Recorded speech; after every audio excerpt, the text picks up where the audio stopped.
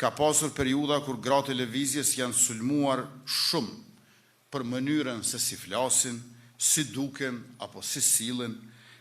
Gratë kanë qenë ndër njerëzit më të qëndrueshëm të kësaj lëvizje. Rëndësishme për vetë lëvizjen, kur një organizatë arrin të lidh breza, profesione dhe përvoja të ndryshme jetësore, atëherë ajo nuk mbetet vetëm një strukturë politike, por bëhet organizim shoqëror.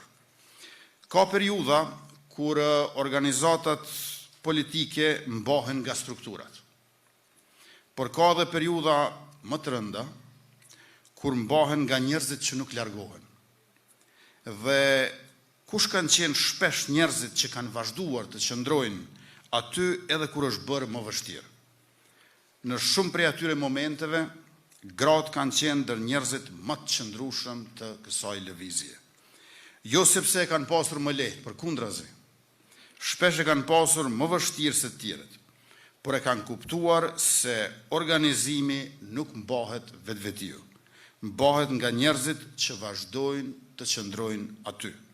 Ato e kanë ditur gjithmonë, ato që ne e themi jo vetëm sot, kush qëndron fiton. Shumë prej jush e keni ndërtuar këtë lëvizje në kohë kur angazhimi politik sillte kosto personale, paragjykime denigruese, e sulme të vazhdueshme. Për gratë kjo barë ka qenë edhe më e rëndë.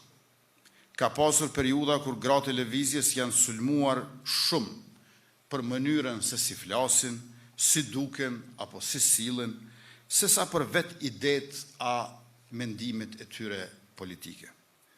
Dhe me gjithë këto kanë vazhduar të jenë ndër njerëzit më të qëndrueshëm të kësaj organizate. Aktivistja politike në lëvizje rrallë herë e ka pasur luksin të merret vetëm me politikë. Shpesh ka dalë nga puna dhe ka shkuar drejt në aktivitet. Ka qenë teren gjithë ditën dhe prapu është përgjigjur telefonatave deri vonë në mbrëmje.